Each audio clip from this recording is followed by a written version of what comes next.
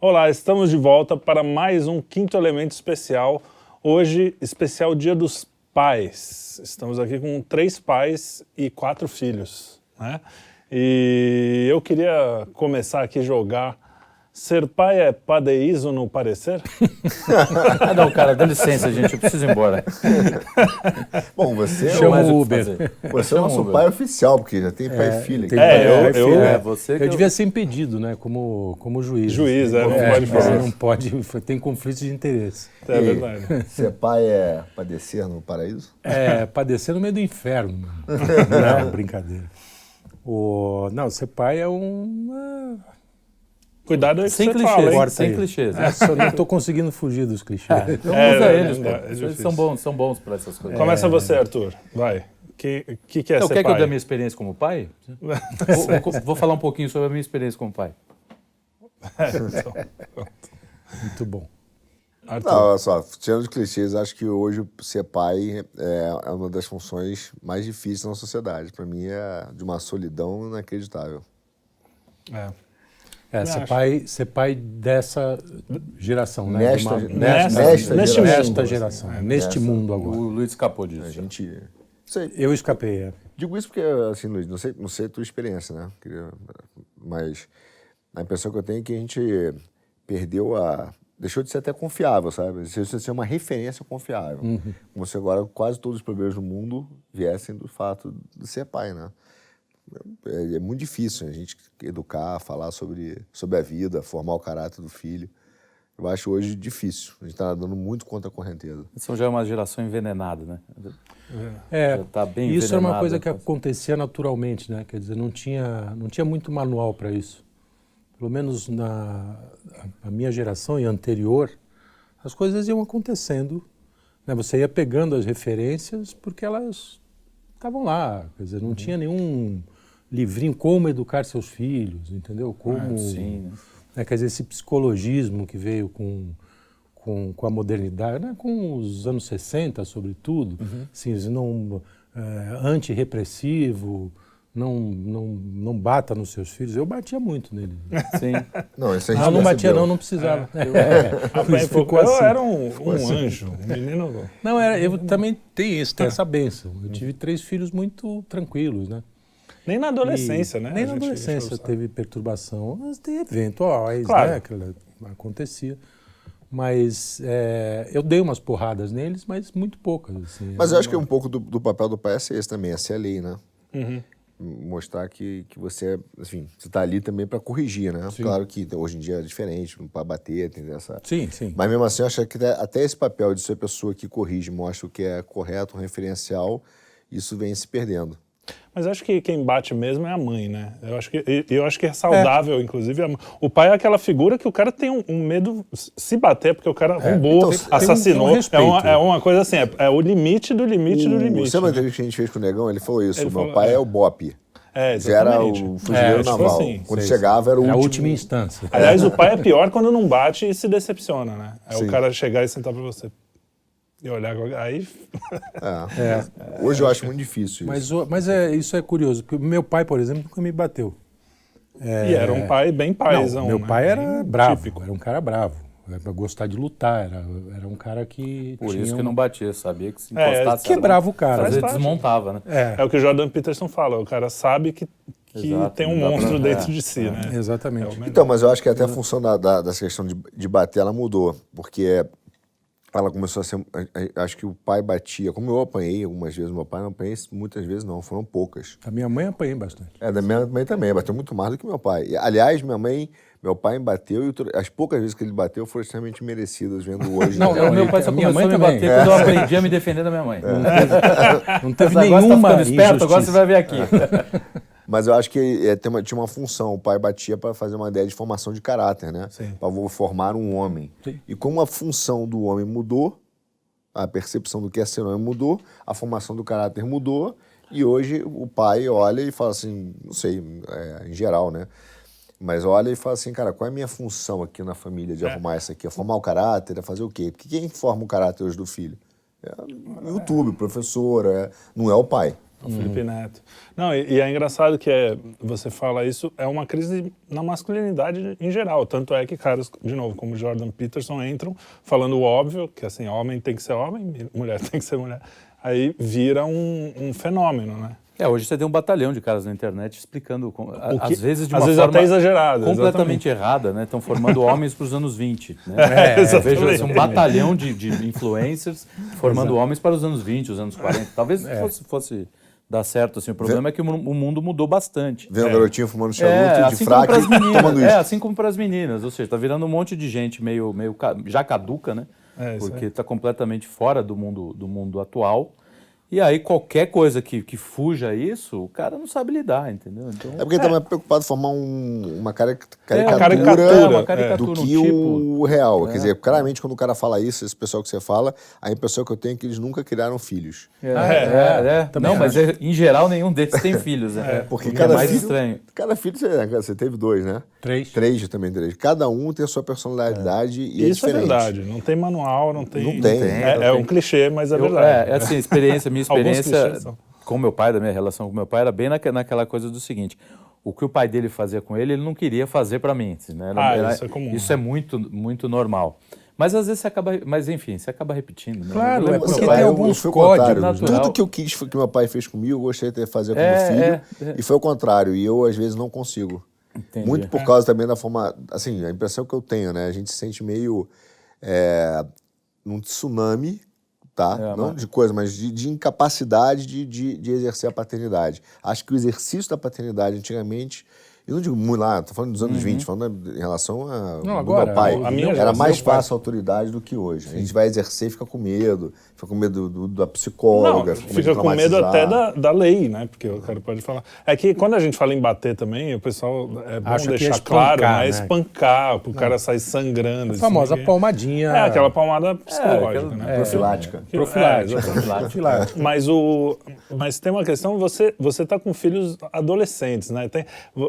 Eu acho que você está com uma imagem um pouco mais pessimista, vamos dizer assim, pelo jeito, mas porque a criação de um filho é no longo prazo, tem que ver quando eles crescerem. A adolescência tem um pouco esse papel de a menina não vai mais te ver como teoricamente, o homem da vida dela, o menino vai ter que... Então, tem um pouco disso da sua... claro que tem também o tempo moderno, né? Mas eu acho que tem... porque eu acho assim... que tem isso? Porque eu tô começando a sentir isso com meu filho. Com minha filha ainda não. Eu acho que eu tô no controle. Tem isso. Ali. A adolescência é difícil, senão chamava aborrecência, né? Mas ela é difícil. Ela é complexa, porque você quer ensinar muita coisa pro teu filho, e ele parte do princípio que você é a última pessoa no mundo que entende realmente alguma coisa. Essa fase da adolescência. Então, como você fala assim, cara, eu tenho tanto para te ensinar e de erros para você não cometer, mas ele simplesmente não quer ouvir. É um problema.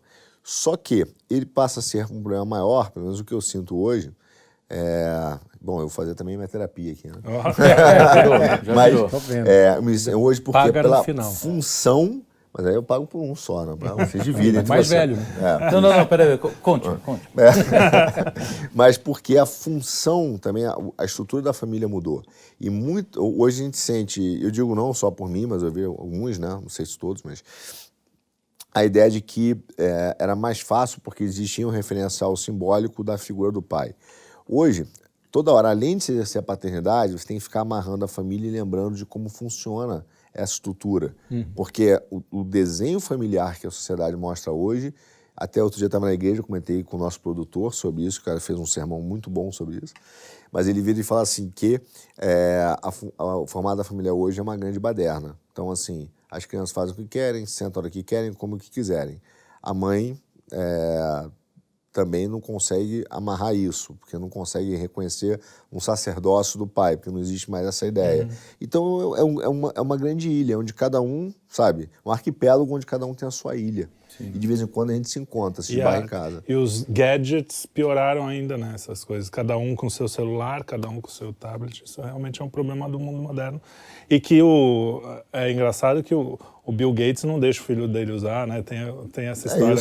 Eu não sei se a culpa é do celular. Eu acho que aquele negócio não, pode ser expressa ali. Pode ser um sintoma. Aparece, um sintoma. A gente joga a culpa no celular, mas um dia ela pipoca. O celular é mais um efeito dessa falta de proximidade, né, das relações entre familiares, relações familiares, porque o pai ele chega cansado, ele não tem paciência. O mundo de hoje, geralmente, a gente está falando mais da experiência na cidade grande, né? Eu acho que no interior ainda você tem, claro. Você ainda mantém alguma regra. Mas, por exemplo, eu fui, acho que talvez a última geração que você tinha horário para almoçar, para jantar. Sim. Exatamente. Você jantava meu pai chegava e aí a gente jantava. Não tinha esse negócio, quero jantar na frente da TV. Nada. Não existia isso. O Felipe é isso. testemunha. Né? Verdade. Não, se tinha uma regra em casa que uma das refeições tinha que ser feita em família. Eu vejo que não é só... Isso que você falou é correto, cara. É generalizado. Você vai na periferia, você conversa com os pais de lá também, assim, ele fala, cara... o mesmo, porque eu ia falar isso. Isso não é uma coisa de classe média. De classe média alta, quer dizer, dessa pseudo-informada que está... É que hoje em dia todo mundo tem celular, cara. Todo mundo tem celular. E os pais na periferia ainda tem mais ainda, trabalham mais ainda. Eles trabalham porque ainda tem tempo de deslocamento, chega mais tarde em casa. Sim. E a coisa mais constante que você vê é o prato dentro do fogão, embalado ali pelo pano de prato. E não tem mais aquela ideia, seu pai chegou a hora do jantar, entendeu? Não tem mais. Tanto que, às vezes, quando eu dou algumas palestras falando de educação, eu conto aquela música do Nelson Gonçalves, você lembra naquela mesa? Naquela mesa tá faltando ele. E aí tem uma parte que ele vira e fala assim, que o garoto, que quando ele chega, ele fala assim, nos seus olhos ele conta as histórias, né? Do dia, e ele fala, nos seus olhos era tanto brilho que mais que seu filho, eu fiquei seu fã. Então era a forma que o garoto também aprendia sobre o mundo e tal, e admirava o pai. Não existe mais isso. Você chega para contar uma história, pai... Entendeu? Não, vou ver aqui, a Anitta disse diferente e tal. E aí tem todo o progresso tecnológico, né? Você pega as casas antigas que tinham rádio, aí, né, tinha o rádio na sala, então eles se reuniam às vezes num determinado momento, porque não tinha programação o dia inteiro, né? Mesmo a TV, era uma TV por casa, então, era raro quando as TVs duas. começaram a ficar mais compactas, aí você tinha TV no quarto, o filho tinha TV no quarto. A gente ainda era uma TV só. Eu cheguei a pegar lá pelos meus 15, 16 anos, eu lembro que eu tinha uma TV no quarto, era um puto evento. Então, praticamente não saía do quarto, né? Porque aí começa a vir uma zona. Não, claro, e essas coisas são muito sedutoras, né? Quer dizer, é mais sedutor do que um tiozão sentado lá contando uma história. Para mim não era, para dizer a verdade. Eu gostava muito de ouvir as histórias do meu pai. Também. E a gente tinha alguns interesses em comum, e isso eu acho que é uma coisa que talvez o pai tenha que buscar de alguma forma. De buscar alguma linha de interesse lá que possa trocar ideia e que ela se interesse pelo teu interesse, entendeu? Assim, é mais ou menos. Mas é tão difícil, porque quando eles crescem, o meu filho está com 13 agora, até ontem a gente tinha 50 coisas para conversar. Agora já está mais difícil. Aí é uma passagem. E tal coisa, e tal coisa. Passagem que ele começa a descobrir. Monossilábico, né? Cara, ele começa a descobrir... Claro. Tô falando das minhas experiências como adolescente. Você começa a descobrir a vida um pouquinho. Você fala, cara, não sei, talvez seja um processo natural. É evidente que cada personalidade é diferente, mas tem uns que são mais reclusos, querem ficar mais quietos. Entendeu? É um momento dele, cara, a vida... Imagina, né? 13 anos é um momento que tudo acontece. Está explodindo tudo. Está explodindo tudo, ele está descobrindo o mundo de verdade. Acho que aí começa a tal da perda da inocência, embora a verdadeira perda venha muito mais tarde, mas assim, você começa a ver um mundo e você quer não ser inocente, né? Depois, quando você fica mais velho, você quer voltar. Você quer voltar. Mas você quer, vai buscar a criança, você quer aprender. Fala, não, eu entendo. E aquilo tudo entra em choque, porque você é uma criança. Sim. Queira ou não. Quando você fala também dessa dificuldade de comunicação, eu não sei se isso é uma coisa só de agora, né? Eu lembrei agora dos Anos Incríveis, lembra daquela Sim, série? maravilhosa. E tinha as cenas à mesa, tudo bem, era todo mundo à mesa, e era sempre uma coisa meio... tinha uma tensão ali, né? Tinha uma tensão no ar. Tudo bem que é ficção anos 50, e tal, ali né? anos 50, 60, né? 60. Que foi justamente a mudança. Começo da... O menino Será da que a gente série tem exatamente a minha idade. Quer dizer, nasceu exatamente no mesmo ano que eu nasce nasci. o personagem. Na série, o Personagem, personagem. né? Personagem. Nasceu no mesmo ano que eu nasci. Olha só. Por isso que eu gostava muito de ver, porque, cara, eu vi tudo aquilo Você lá, viu, né, né? acontecer de alguma forma. E era isso, realmente tinha teve um período que tinha uma tensão na mesa, entendeu? Eu falei, eu tava lá meio a contragosto, porque eu tava querendo ficar com a rapaziada, sim, entendeu? sim. Que tava... Então, mas é não vou importante, acabar. né? É muito depois importante. você vai- Mesmo, Não, aí depois mesmo você sendo, percebe o a quanto importância disso. Agora, e outra coisa que aconteceu, e que aí eu acho que todo mundo vai concordar, é inegável, é o divórcio, né? Na minha geração, tinham pais divorciados, mas era ainda a exceção. Era assim, eu lembro de um primo, a primeira vez que a minha tia se divorciou, foi uma coisa assim, nossa, né? Uma coisa... Hoje é o contrário, a regra é o divórcio. E eu, como divorciado, essa imagem, a não ser que né, depois você vai construindo outras coisas, é muito difícil, da família reunida, né? Então, quantas pessoas... Isso, a gente ainda tem de uma classe média, que a gente consegue ainda ter uma... Mas eu imagino os pais que somem no mundo, aquelas separações, o que não está acontecendo por aí, né? O que vocês... Eu acho que o divórcio aí traz Aliás, o quinto elemento hoje é o pai ausente, né? exatamente. Cadeira lá. Coitado do pai. Sempre sobe a conta pro pai, né, velho? Mas a teoria do pai ausente funciona em quase todos os casos, cara. Porque o pai é o cara que dá o... Não, mas foi boa. É o cara que dá o alicerce, né? Precisa ter essa figura. Você pode interromper sempre. Eu acho que são dois negócios. A dificuldade de comunicação, a gente fala do divórcio, a comunidade de comunicação, nós tínhamos com o nosso pai. E era mesmo, porque ele mantinha uma autoridade. Só que aí, eu acho que também a gente confundiu isso e falou assim, vamos ser amigo do filho? Aí virou um monte de pai bobão. Então, mas aí Mas o divórcio a geração também. do meu pai...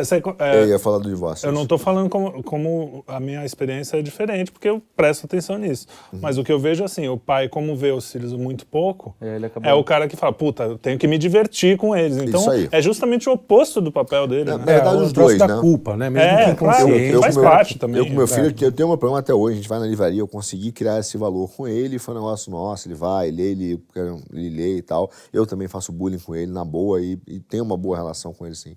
Mas eu vejo que tem esse problema, mesmo do pai casado, querer estar ali ser...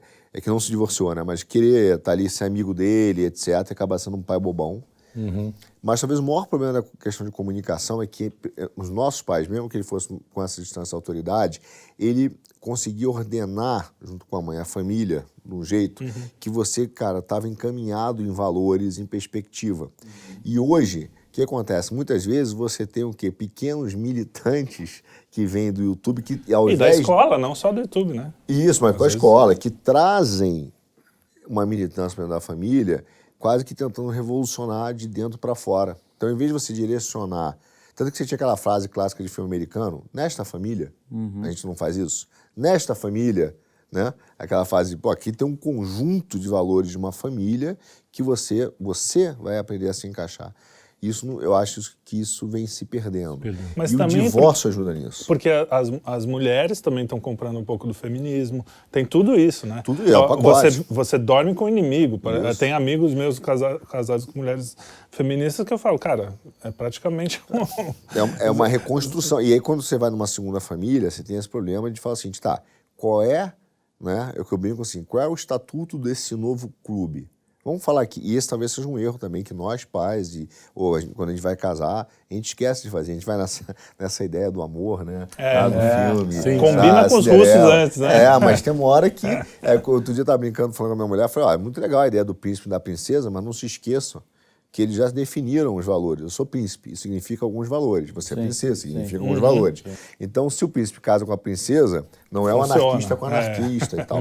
Então, assim, tem um estatuto. Esse estatuto, eu acho que o jovem, a gente esqueceu de comer. A gente, quando casou, não fez o estatuto. Não. Foi meio assim e tal. Foi legal, a mulher maneira. E o cara legal. Gatinha, não sei o quê. Isso. E aí, isso falta. E falta quando você reconstrói a sua segunda família. Porque aí você tem que chegar e falar assim, cara, eu também esquece. Mesmo na segunda você esquece. E aí você fala assim, aí você tem uma família que já vem de uma história, você carrega uma história e uma frustração do divórcio, provavelmente sua nova mulher também, né?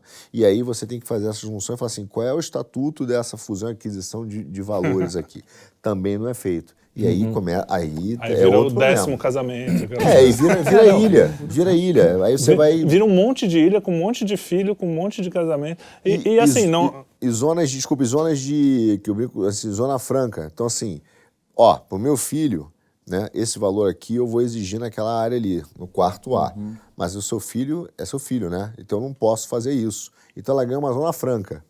Né? Exemplo, às vezes o pai, né, da tua enteada fala assim, vou dar um telefone para ela com 10 anos. E pro teu filho você fala, você nunca terá um telefone com 10 anos. Isso. Como é que você resolve isso? Aí fala, ruído aí, né? Como é que é esse conceito aqui? Você fala, isso aqui é o seguinte, cara, isso aqui eu não sei. Eu tenho um código com a sua mãe, ela tem um código com ali, e aqui tem a Zona Franca de Manaus. Aqui a gente vai ter que fazer uma negociação. Aqui tem uma negociação. Você vai ficar sem mesmo. Não, quando o divórcio traz isso também. O poder que você tem sobre os filhos é muito diferente. Até porque envolve muito mais coisas. Quando você separa, tem um monte de coisa que fica ali mal resolvida, ou resolvida através de advogados. Que seja, né? Então, assim, quando você vai falar, eu preferia que não fosse assim, já vira, mas a discussão começa a virar outras coisas. Então, você multiplica isso por milhares, porque o casamento já virou um valor que não é tão importante assim. Se não gostar, troca, né? Aquela coisa. E aí isso quem sofre... Eu queria voltar para os meus avós, né? Que a gente brincou no último Notícias de Quinta, que eu falei que mulher não tinha que trabalhar. Mas não que não... Já não foi que, ao ar, por sorte não fomos cancelados ainda. Não que ela fosse obrigada a não trabalhar, mas que fosse só uma opção. Eu acho que é mais saudável para a sociedade. E eu vejo a minha avó, a minha avó materna, não a sua mãe, a outra avó, ela era professora. Então, assim, não é que é proibida de trabalhar, mas quem tinha a obrigação e como é que é o nome disso? Era o responsável por levar... Provedor, né? Por prover, era o meu avô. Se ela ganhasse um pouco menos... Claro, ela levava o dinheirinho, juntava lá, era tudo... Então, é nesse sentido que eu digo, é que os papéis eram bem definidos. E agora, o papel do homem em geral, e do pai menos ainda, virou qualquer nota. E quando você faz o papel que você tinha que fazer, é machista. Não, e aí vale falar uma coisa também, que esse conceito errado do que é trabalho. Tratar trabalho como se fosse meramente uma atividade com sair remuneração. De casa, né? Sair de casa. Porque eu não sei, eu acredito que vocês vão concordar comigo, mas a minha mãe trabalhava muito. Não. Eu digo porque trabalho queria fora. Três maluquinhos que nem ele tinha em casa. Com toda a baderna, roupa... Tudo só que tinha que fazer, só lavar a quantidade de roupa. Na mão, né? A gente ainda, numa época mais abastada, teve empregado, mas mesmo assim... Não, hoje ainda era tem ela máquina que cuidava. De lavar roupa. Chegou, mas mesmo assim, enfiar todo aquele bando de roupa, separar, porque a gente não é muito organizado, né, quando é mais jovem. Você não tem aquela, né? E roupa de cama, tirar lençol. Roupa de cama, tirar lençol. Putz, era um negócio... Cara, mas sabe o que eu acho também, Carlão? A assustador. questão do provedor mudou muito. Sim. Ela não desapareceu, mas ela ficou pior para o homem. Porque acontece, antigamente, aquela ideia era o seguinte, o cara saía para trabalhar, ele arrumava um emprego, tinha um emprego do seu pai, emprego do trabalho e tal, e ele ia lá e falou, saí para caçar, trouxe uma capivara, é o que o cara trouxe. Né? Então ele trabalhava, ganhava a capivara por mês, é o que a gente vai comer. Hoje, com essa questão da invasão, do utilitarismo, materialismo, da internet, é assim, a família às vezes fala, nós queremos viver assim. E você, como provedor, vai lá e vai buscar. Te vira. Eu trouxe uma capivara. Não quero, a gente come um elefante. Caraca, então tem que caçar o elefante? Então, é um dado que tem assustado muito, e isso tem acontecido, recentemente aconteceu, cara, homens que se suicidam, homens que matam, inclusive, a família, por não aguentar a pressão. Aí você fala, que pressão é essa? É essa pressão de que a família não entende que o cara é um provedor, mas ele é um provedor daquilo que ele é capaz de prover. Não aquilo que ela gostaria que ele provesse. E a parte da internet, a parte da televisão, o Instagram, isso tem forçado um ideal de consumo que é acima da capacidade de muitos homens fazer. Aí até o quanto a gente pode, enfim, colocar a culpa, polemizando um pouco, nesse capitalismo tardio, que os esquerdistas gostam de chamar, capitalismo tardio. O quanto não é culpa disso? Porque hoje, pra você realmente criar uma família, botar 3 filhos, um provedor só, é praticamente impossível. Segura a bronca. Praticamente impossível. Eu nem sei se é capitalismo. A mulher precisa ajudar. Eu acho Mas que é uma conta difícil, porque aí você fala assim, bom, a mulher vai trabalhar. Aí você faz a conta... A que conta é uma babá. o preço da babá mais o 13º, mais não cobre o que a mulher ganha. Só que acaba... E aí isso aconteceu também comigo, né? Um dos recursos é o tal do homeschooling, que eu acho muito mais interessante. Agora, isso precisa ser também bem... não é um negócio que qualquer um faz, tem vocação. É o tipo da coisa que eu admiro profundamente. Aliás, eu estou escrevendo um troço sobre isso, sobre a importância da educação que vem de casa, né? Da educação... geral, das humanidades, da leitura, a construção etc. dos valores, né? Construção dos valores, que vem de casa. Eu admiro profundamente, mas eu tenho certeza que eu não ia conseguir. Eu também. Entendeu? Eu não teria disciplina para fazer uma coisa. Eu sou uma figura meio caótica e tal, consigo me organizar em algumas coisas. Não é para qualquer pai, nem para qualquer mãe. Não é, cara. É um negócio que precisa de muita vocação, tempo. Sim. Entendeu? Tem amigos nossos que estão fazendo e estão fazendo brilhantemente. Assim, negócio, o cara tem 5 filhos. Pô, os filhos são com 3 ótimos. filhos, sem homeschooling, a gente já enlouquecia, cara. Você imagina ter 5 em casa. Mas, Luigi, não necessariamente o homeschooling, ele, na sua essência, precisa ser o pai ou a mãe dando aula. Sim, pode ser um tutor, né? Sim, isso é contrato tutor. Como o Alexandre o Grande foi contratado, teve o tutor Aristóteles. E você pode ter, ou até mesmo, você pode ter um bairro ali, os teus vizinhos, em conjunto, contratarem um professor para educar os filhos, entendeu? E dividir, então dividir a conta. Isso é muito mal contado, principalmente pela esquerda, porque eles querem, obviamente, manter a rédea na criança. Esse é o grande problema, né? Botaram a mão na criança. Quando tá botando a mão em adulto, filho, faz o que quiser. Adulto se vira, né? Adulto se vira, adulto melhora, adulto aprende. Agora, quando você mexe no mecanismo, logo no início você já você ou destrói... deixe nossas crianças em paz, eu acho do cacete. Não, acho do cacete, é isso mesmo. Pô, Portugal tive agora recentemente um banner gigante na praça, não mexa com as nossas crianças. Não mexa com as nossas crianças. É isso aí. Que é demais, é covardia, né? É coisa de covarde. E se você não tem um mínimo de controle disso, porra, dança, velho. Aí... Mas eu tenho dúvida da questão falando aqui se a culpa é do capitalismo tardio ou de princípio mesmo, se é hedonismo, entendeu? É narcisismo. Não é uma coisa só. Mais do que a conta. Talvez uma vai alimentando a outra, né? Ele vai querendo, vai exigindo. Não dá para negar, por exemplo, que o Instagram aumentou o narcisismo das pessoas. Rolou desde o Orkut. As redes sociais em geral. É que o Instagram tem um lance da foto, né? Da imagem. Às vezes eu olho assim, aparece pessoas que só estão lá e tá lá para mostrar o peitão balançando. E você fala assim, cara, é isso. Aí você fica olhando algumas horas. Aparece, inclusive, porque provavelmente eu devo ter visto algumas coisas assim, mas isso não vem ao caso. Não, mas pessoas... Não, mas isso é bizarro. Mas é bizarro, você pegar uma estranho, pessoa não que chega... toda manhã ela tira uma foto na mesma posição só para mostrar a si mesma. Eu tenho é um vazio. Cara, vazio existencial. Não, dá até um negócio. Você fala dá um mal-estar. Dá um mal-estar. Sem moralismo bobo, não. Sim, não, dá tristeza, cara. Com dó da pessoa, entendeu? É legal você pegar e tirar uma foto bacana, postar um meme legal, enfim. Isso é divertido, pô, né? Mandar um nude de vez em quando. Aí é você põe naquele Close Friends, né? Não, mas dá pena até porque quem faz isso, cara, é que tem tanta oferta que a coisa já perdeu a graça, entendeu? Você olha e fala assim, cara, dá pena da pessoa, e realmente dá, não é moralismo, não é papo furado aqui. Mas a gente está desviando, hein? Ó, pais. E os pais ausentes? Hoje a gente tem também uma, como é que eu posso chamar isso? Uma pandemia, vamos dizer assim, de pais que abandonam os lares graças ao feminismo. É isso? Também há muita canalice deles também, né? Não. O feminismo fez. O feminismo ajudou. O canalha sempre existiu. É que o feminismo deu uma ativação. O canalha ajudou a alimentar o feminismo. Sim, claro. Né? Infelizmente. Eu entendo o pai ausente como uma história do pai ausente e o pai que sumiu, né? Deliberadamente. O pai estar trabalhando, para ser ausente por motivos nobres. Então, aí é que tá. Eu queria chegar aí. Vai lá. Tá, mas eu entendo que existe, o pai que some no mundo. Existe o pai canalha, entendeu? Mas olha só, na hora que... tem contas que a gente tem que pagar. Tem aquele livro do Ideias Tem Consequências, né? E as pessoas não entendem. Quando você vai esvaziando a função do pai, quando você vai deixando a função do pai sem sentido, o cara chega em casa e ele é um centro de pagamento.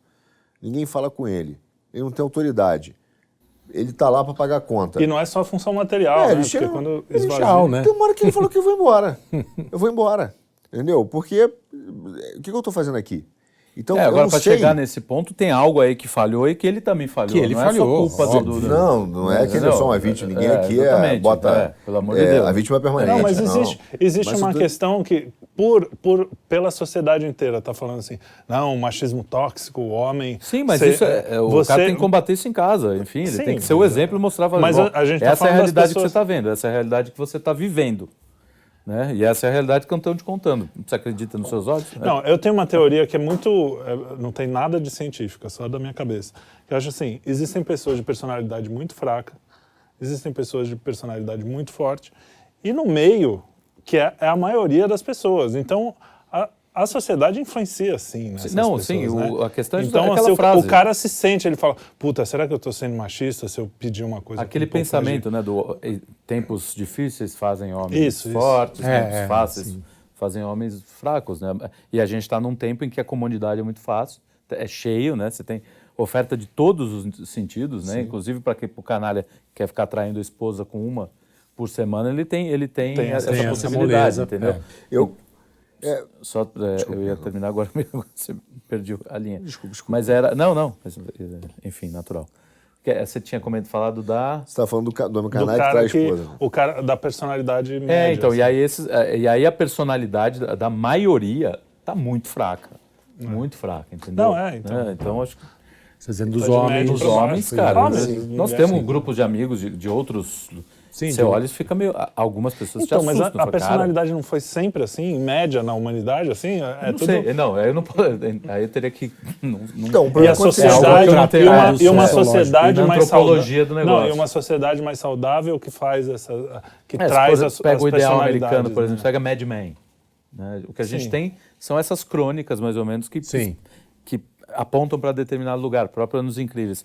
Como é que os pais agiam ali? Os caras fazem uma pesquisa para saber, né, tal. Sim. Enfim, você pega, por exemplo, o século XIX no Brasil, se você pegar a literatura, você vai ver a quantidade de mulher forte e homem banana. Sim. Entendeu? Então, de repente, já teve essa fase de homens fracos. E talvez isso seja também um ponto brasileiro, cara. É bom a gente também tocar na ferida. Às vezes, o Brasil, os homens brasileiros, eles têm uma dificuldade maior de se impor. Né? Não sei. Não sei. Eu estou achando que isso é um fenômeno ocidental. Assim, que... Também acho que é recente. Eu acho que tem um pouco mais de dificuldade. Olha só, a autoridade, antes de tudo, ela é simbólica. Mais bananão. Não acho que é bananão. Caio Ribeiro me ajuda. Não, essa geração, eu nem sei quem é, mas eu imagino que não, é ele que falou bananão. Você tem um problema que é o seguinte, cara. Quando a autoridade, a primeira função dela era simbólica antes de tudo. Entendeu? Respeite seu pai. Pai. Tanto que o Lacan fala do pai real, do pai imaginário. já tinha uma força. Né? O Lacan fala dos três pais, o real, o imaginário, né, e o simbólico. Então, fica, seu pai vem aí. Na hora que o pai, a figura, o nome, vai sendo destruído pela sociedade, como é que você vai... Olha só, vou te dar um exemplo, cara. Calma. Olha só. Você parece que está virando muito vítima do... Não, você tem que ter um meio de ação. Se você falar pro seu filho, não faz porque eu vou bater em você, não faz, ele faz. Tem uma hora que a tua ameaça só vai ser, não vai ser de fato entendida se ela for sentida. Qual é o meio de ação que um pai hoje, cada vez mais, ele vai perdendo autoridade na família? Se ele se impõe e ele oferece resistência, que a ideia de que ele recebe resistência, a ideia de que ele vai se impor significa que ele vai se impor e acabou, tu não vai obedecer. Na hora que você tem esse discurso que está por aí de quebrando tabu, de não sei o quê, o pai fala machista, pai é patriarcal... O que ele faz? Uma hora, ou ele vai chegar pro filho e falar assim, eu tô falando sério e ele vai levantar a voz. Porrada. Aí ela vai dizer assim, aí ou fala com a mulher um pouco mais, isso é gaslight, isso é não sei o quê, tá me ameaçando. Aí o cara vai entubando, ele vai ficando mais fraco. Se tem uma hora o filho dele começa a peitar, ele vai dizer, filho, vou te falar um negócio, você já tem 15 anos, agora o papo é o seguinte, é papo de homem, eu vou te enfiar porrada. Aí o filho fala, pai, não sei o quê, ele enfia a porrada e é preso. Aí o que acontece? O cara fala, bom, se eu for escalar essa ameaça, como é que eu vou fazer ela ser sentida? Então, mas isso aí para mim tá muito preto no branco. Acho que tem outros elementos. Tem o amor, que não está sendo mencionado. Tem vários elementos por onde essas coisas vão penetrando. E, claro, existem choques e existem maneiras de lidar com esses choques. Se você quiser realmente só ser uma fonte de autoridade, como era o pai dos anos 50, como essa geração está querendo formar, talvez não dê certo, porque essa molecada de hoje é diferente. Talvez a gente precise ter uma outra tática de lidar com isso. Então, mas a fonte de Não estou autoridade... defendendo nenhum lado e nem até outro. não é só resgatar a normativa. autoridade por aí, né? Quer dizer, achar uma tática para Achar uma resgatar a tática autoridade. para resgatar essa autoridade. Que De não é repente, fácil, uma não outra é uma- forma. Né? Eu Não acho tô- isso não tô- difícil. não- Porque quando eu vejo autoridade, não falo só do normativo da força. Autoridade como fonte de referencial. De referencial. Sim, O que mas isso é aí- autoridade. Isso aí é, porque ele te isso aí é apresenta a muito verdade. parte de quem é a pessoa que está ali querendo ser autoridade. Não, Só- mas, não, mas não é o cara querendo muito ser. se a criança é bombardeada por tudo Mas ela não que tá, é... ele também não pode bombardear. Ele Não, o cara sozinho... tá trabalhando. Imagina um cara que trabalha tem o dia uma... inteiro. Não, Você quer ver, e é uma guerra como se simétrica. destrói a aí, autoridade? Verdade. Para mim, Vou- imaginativamente, isso me Vou te parece mostrar- muito mais... Vou te mostrar como vai sendo estudo a autoridade do pai, que não precisa ser autoridade normativa, uma autoridade referencial de você mostrar a sua força. E mostrar a autoridade é aquele que te apresenta a verdade. Se você chega hoje e o pai vai falar alguma coisa e alguém vira e fala assim, não fala, vamos consultar nada contra o psicólogo, mas vamos consultar o psicólogo antes de você falar nada. e vamos tomar a decisão. Cada vez mais você está tirando a sua autoridade, esvaziando a sua autoridade, a sua soberania E terceirizando. para entregar para alguém. E isso tem acontecido hoje. O E psicólogo, muitas vezes porque o pai Sim, não, também quer entregar, veja, porque eu tô- também é... Não, Veja, eu também estou ele- falando de uma perspectiva, eu não tenho filho. Né? Não, mas ele Sim, não, sim, mas tudo não bem, tô- mas ele caiu. Mas isso é coisa da esquerda, sem lugar de fala. Coisa de... Não, você tem lugar de não, fala. Não, mas A não, gente dá lugar de o fala. lugar de fala, ele Só porque você não tem útero, é você pode falar da maternidade. Ele é errado. Mas tem a experiência a mesmo, experiência é. existe. entendeu? Sim. A experiência existe. Não, mas de qualquer forma ela é Não limitada. posso, Você não pode posso fazer um falar. tratado sobre paternidade. Não, mas pode, você pai. só é... Eu só sou pai Eu do só meu sei filho. É isso. Não, é isso. Eu não é sou isso. pai do filho. Você pode cada um universalizar. é universalizado, mas é individual. É individual. Do meu A jeito. autoridade, cara, vem sendo contaminada. A ponto de Vem, que em você. todos os Ele não níveis. pergunta, aquele negócio, eu vou dormir Isso. à noite. Pergunta pro seu pai. A mãe já autorizou. Mas pergunta pro seu pai. Muitas vezes hoje a mulher chega em casa, papai, eu vou na casa da fulana. A mamãe já autorizou. Aí você vai. Como é que você exerce a autoridade? Você vai dizer, bom, você falou comigo? Não, você não vai. Sua mãe errou de não falar. Tinha que ter falado comigo também. São pequenos acordos mas que aí vão são- reforçando o arrumando princípio uma de autoridade. treta aí, É gigante. Não, mas aí, então, aí são os ruídos. Você vai sendo esvaziado, cara. Então, mas aí são os diariamente. ruídos que entram nessa má relação também entre marido e mulher. Tem não, várias claro, coisas. Isso, que vai ser claro, contaminado, mas Sim, é a idade do milhares psicólogo. de problemas. Tudo milhares de tem que ser problemas. levado ao psicólogo. Qual esporte? Mas ele não quer fazer. Não Ele é é o uma- psicólogo. Vê o que o psicólogo acha. Vê que o... não sei... Aí o cara fala, bom, não sei o que eu faço aqui. E aí tem pai que fala, vou embora. Mas eu acho que aí também eu vou dar até um passo atrás. A questão da família como um todo. Existia, eu vejo nos meus avós, e aí tanto a avó que trabalhava só em casa, quanto a avó que trabalhava fora, existia uma coisa assim, ó, a gente tá todo mundo aqui por uma coisa comum que nem todo... Às vezes eu tô de saco cheio de estar na mesa, às vezes eu tô... Mas assim, existe algo intangível que seria a família. Que tá todo mundo aqui por esse bem. Então, a mulher já sai para trabalhar ou não, já pensando na família como um todo, o homem também. E hoje eu vejo assim, existe essa coisa do egoísmo generalizado. cada um por si mesmo. Isso aí. Do cara, inclusive, chegar em casa, aí também olhando esse outro lado da responsabilidade do pai, o cara chega em casa e fala, tá nem puta, aí. meu, tô cansado, vai lá assistir o seu YouTube Ele lá. não tá que nem eu- aí depois ele vai querer cobrar autoridade. Mais difícil. eu acho que também se conquista. É. Me incomoda muito essa história de que, não, o pai amigo. Eu entendo que existe o pai amigão, bobão, que vai fazer tudo que o filho quer e o pai... Não, e quer Mas, ser eu fui jovem. muito amigo, ainda nós Vocês somos são amigos. E, Mais ou menos. e meu Isso pai, aqui hoje Só em dia... aqui. Quando vai Hoje limpar em a Só cozinha, nas câmeras. vai pra cozinha. Hoje em dia, a autoridade é diferente, óbvio. Hoje eu sou um marmanjo, Sim. não sei o quê. Mas quando eu era moleque, mesmo sendo meu amigo, tinha uma autoridade. E até por isso eu ia perguntar, mas o que você acha disso? Mas o que... Porque algumas coisas, pra Então, mim... como ele disse, referencial, né? Quer dizer, tinha uma referência. Tem uma lá. referência. Ele usava ajuda, não. zazá, cabelão, então não era Não, aquela isso coisa era- da não, e masculinidade. assim, não dá- Não, mas Brincadeira, é do brincadeira. simbólico, não precisa ser do cara me real. entregou. Mas é o pai simbólico, cara. Vê isso com teu pai. O problema Entendeu? Não, então, Cara, existia. vai lá, conversa E com minha teu mãe pai. também tinha autoridade, de certa forma. A gente falou isso no programa das mães, né? Então, mas cada um tinha um tipo de autoridade, isso é verdade. E eu acho que, quando eu ouço isso, talvez por mim, porque eu também sou amigo do meu filho, por enquanto. Apesar de que eu também acho que eu Sente aí exerço que- alguma autoridade. Sim. Quando ele tem alguma dúvida sobre alguma coisa, por exemplo, política, que ele sabe que eu estou mais por dentro e tal, ele vem me perguntar. Então, Eu acho que esse elemento da natureza que há na gente, né? Eu gosto muito de metáforas do reino animal. Esse aí é mais ou menos uma espécie do leão, né? Quem caça são as leoas, bicho. Quem faz o trabalho braçal ali são as leoas. Sim. Agora, se elas forem ameaçadas, por exemplo, por um bando de hienas, a hora que ele entra, bicho, eu acho que aí eu tô falando só no sentido do que seria mais ou menos o ideal, que a gente pode transportar isso para a vida humana, embora com bilhões de outras coisas. Mas porque eu lembro muito bem que assim, a autoridade que batia aqui era minha mãe. Agora, se a gente ameaçasse minha mãe, levantasse a voz para minha mãe, aí... cara, meu pai vinha que nem um... Não tinha impossível. Então, aí você olhar e falar assim... Mas ao mesmo tempo, desculpa, ele também tinha essa... Porque, enfim, a gente também é fruto do tempo que a gente vive. Ele também tinha essa necessidade de querer ser amigo. Então ele ficava meio confuso, ele não sabia se ele era pai... Ou se ele ficava... Mas eu acho que entendeu? dá para ser os normal, dois, cada um no seu tempo. Mas isso também gera ruído, gera problema, normal. Claro. Normal. Por exemplo, eu nunca falei falei é que às vezes a gente vai sobe uma montanha e parece que assim, há um lugar que vai ser perfeito. Não vai ser.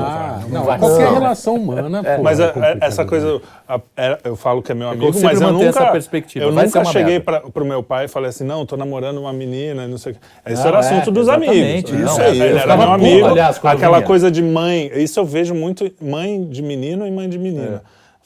De ficar assim, minha amiga, você sair com ela... Né, na balada e não sei o que. Não, isso não. Apesar de eu ir nos botecos, eu que ia na balada dele, mas ele não ia na minha. Né? Então, são alguns mitos que foram criados. Eu vou voltar à questão da família, que eu queria falar um pouco sobre isso, mas tem alguns mitos que foram criados que são extremamente perversos. Um deles é que assim, minha filha pode falar sobre qualquer assunto comigo, meu filho pode falar com assunto. Então, eu falo, meu filho, você não pode falar qualquer assunto comigo, porque eu sou o seu pai. É isso. Tem uma diferença. Tem coisa que você vai ter que conversar com seu amigo, tem coisa que você vai fazer. Você pode conversar quando a coisa pipocar. Precisa do bope. Mas você não pode conversar qualquer coisa comigo. E aí a história de mãe e pai que quer ser brother, fala assim, pai, me ensina a ficar, sei lá, com a menina. Seu pai até te dá alguns parâmetros, mas tem certas coisas que é seu amigo que vai te ensinar. Não, uma coisa é você falar assim, certas intimidades. Pai, me ensina a fazer isso. Não, isso eu não vou te ensinar, velho. Você tem que aprender com a galera. Entendeu? Agora, esse é um diagnóstico importante. E isso vira uma bagunça. Agora, qual o problema hoje que você fala do papel do pai e da mãe, que é muito mal entendido, cara. Muito mal entendido, até da Cássia, etc. Que é o seguinte, no lar, como eu vejo, a mulher sempre preservou a ordem. Então, ela estrutura a ordem do lar e no sentido mais amplo, não é só da arrumação, né, da estruturação, ela é uma autoridade. É economista do lar, né? Ela que domina. Qual é o nosso papel? É garantir a estabilidade dessa ordem.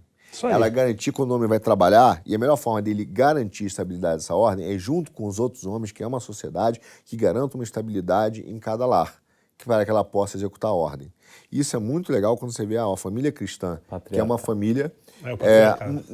não é, pois é. Esse não, mas eu acho bom. Eu entendo você falar isso porque vocês são católicos, né? Então não entendem a teologia. Que é a estrutura do que é o ideal de uma família. Os caras que já estão ferindo a autoridade.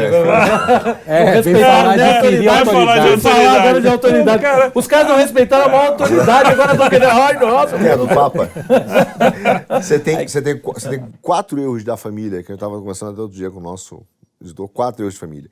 Você tem a família patriarcal, que é um erro.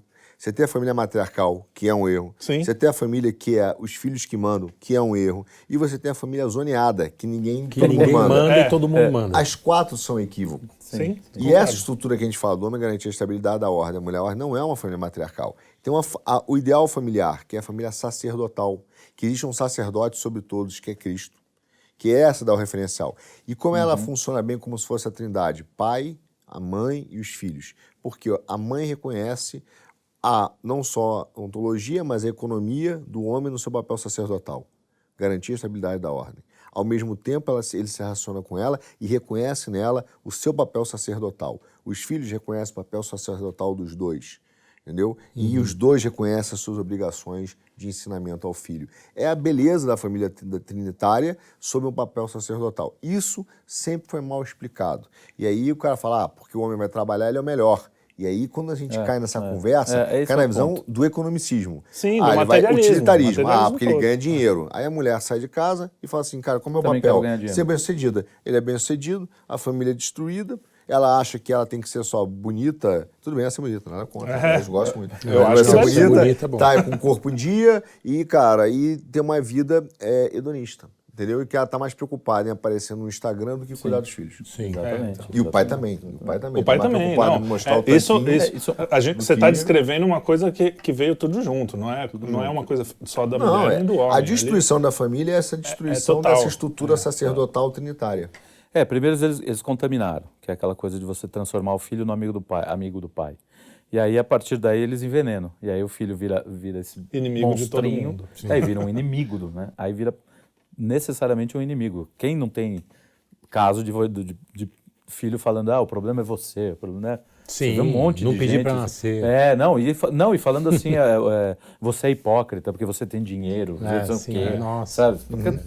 Menino, então vai lá Onde vou você botar estava? vou botar dois mendigos para morar no seu quarto junto com você vai fazer a redistribuição de renda Aí a com gente eles, pode ok? parafrasear Beleza? o Jó, né? Fala, onde você estava quando eu estava me mas ferrando isso lá aí. para te dar É de isso aí, comer? é isso aí. Onde você estava quando... É isso aí. Mas essa história de ficar amiguinho do pai, eu sempre lembro de uma piadinha, uma anedota. Velho fala anedota, não fala piada. Um xiste. Um xiste. Que o pai senta e fala assim, filho, precisamos ter uma conversa sobre um moleque com 10 anos, sei lá, 9 anos. Precisamos ter uma conversa.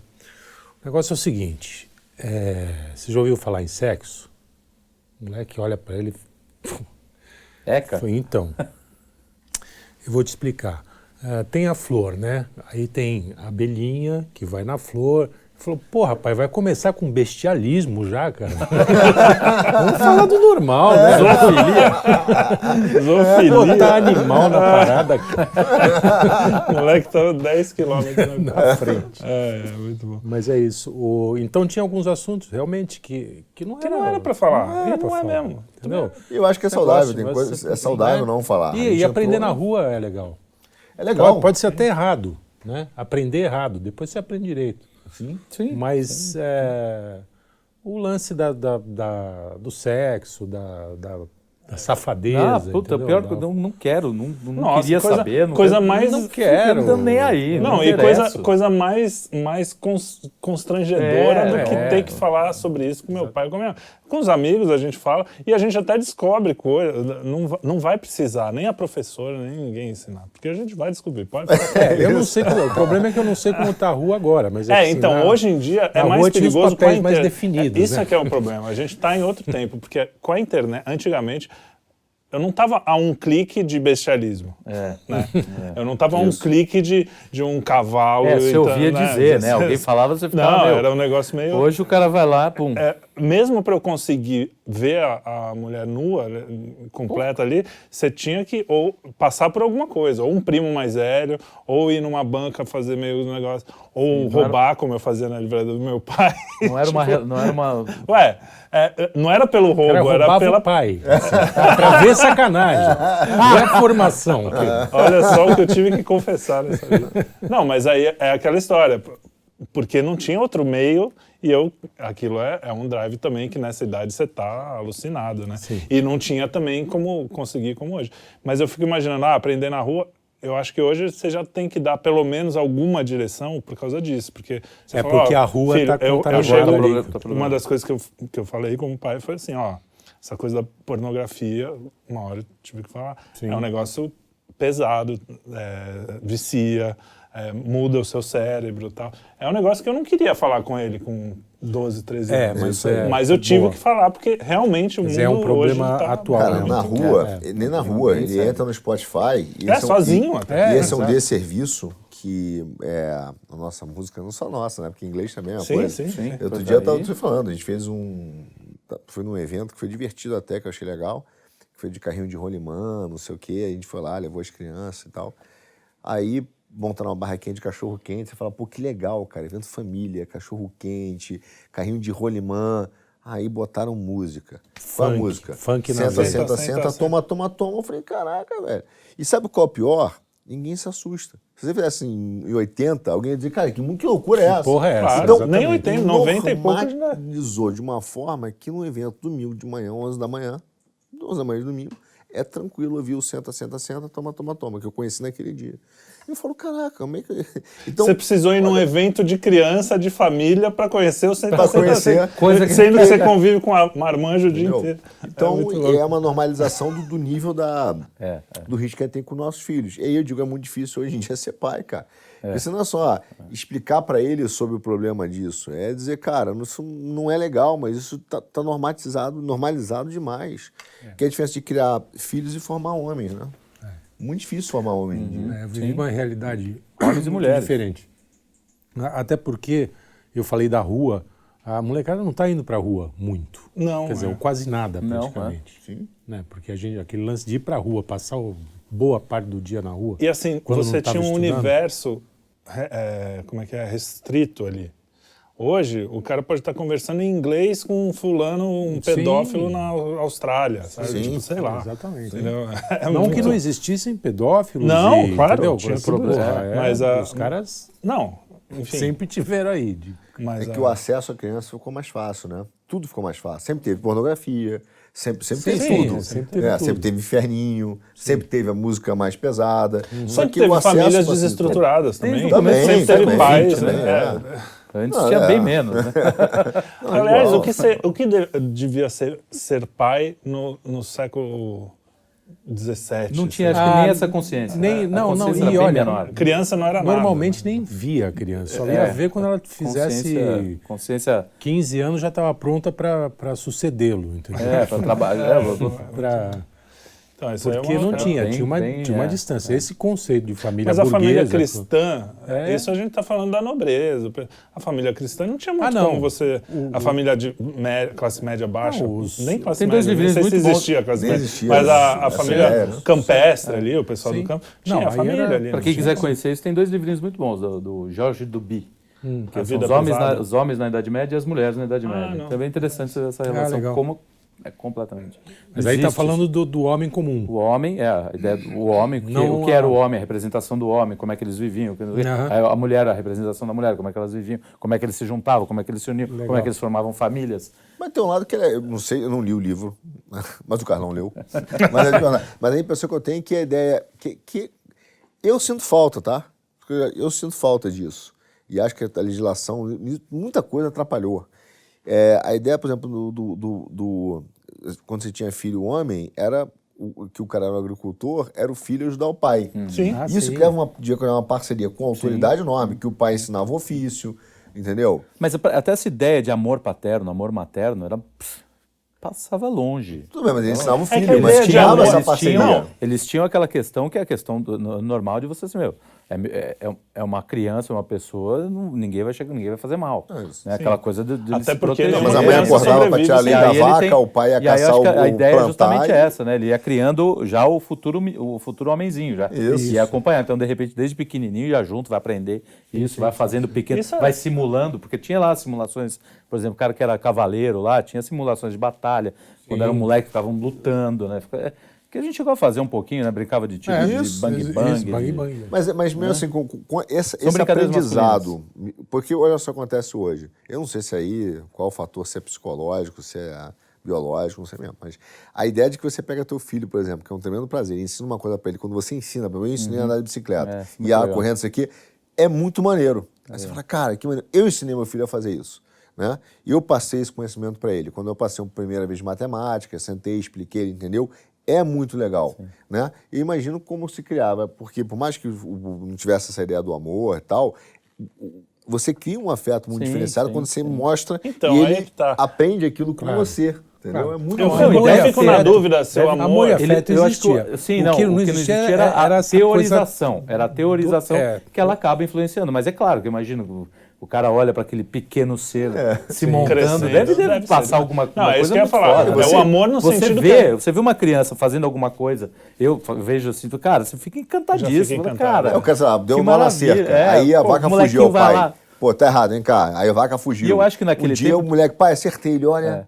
A gente tá até agora começou a ficar Serrar, muito leva porrada, saudosista, né? Aí eu imagino que devia ser até mais essa coisa do menino querer imitar o pai, porque a única Claro. referência era aquilo. Não, até então devia minha ser uma geração. relação Que é muito engraçada saudável, até, né? E muito saudável. Muito divertida. eu eu acho. acho. E, ó, divertido. essa é a maior perversidade que me causa profunda, cara, desgosto em relação. Desgosto por ser educado, né? Eu vou usar palavras educadas, mas por causa de coisas. Como diria o Dirceu por Roberto Jefferson, né? Me desperta os instintos Títulos mais primários. mais primários, mais primitivos. primitivos. é. É essa maldade que essa vagabundagem da esquerda faz hoje de falar da masculinidade tóxica. Porque a criança ouve isso e pensa em masculinidade tóxica, meu pai tem isso, meu pai é um homem tóxico, meu pai é um pai tóxico. Eu não quero ser igual a ele. Então, quando o garoto queria ser igual ao pai, hoje o garoto quer ser o oposto do pai, por causa desses vagabundos que estão aí. Vagabundos. Mas... A não ser que o pai seja um Agora- estrogenado. Aí não é pai, né? Isso é. Aí, Agora, Então, mas no futuro, pensando duas logicamente, mães. no futuro vai ser bom, porque essa geração vai ser toda estrogenada, e se tiver filho, os filhos vão falar, não vou querer ser essa porra, não. Se isso Aí tá eu- cíclico. o duro é problema é querer ter ter filho. filho, O né? problema é ter Porque filho, você é. sabe que o aparelho não se reproduz. Né? Já Mas diria. enfim.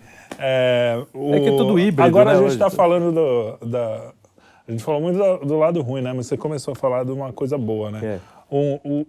Vamos falar de coisa boa? Vamos falar de coisa boa. Como é que é a parte boa de ser pai, assim? De você falar, pô, isso é legal.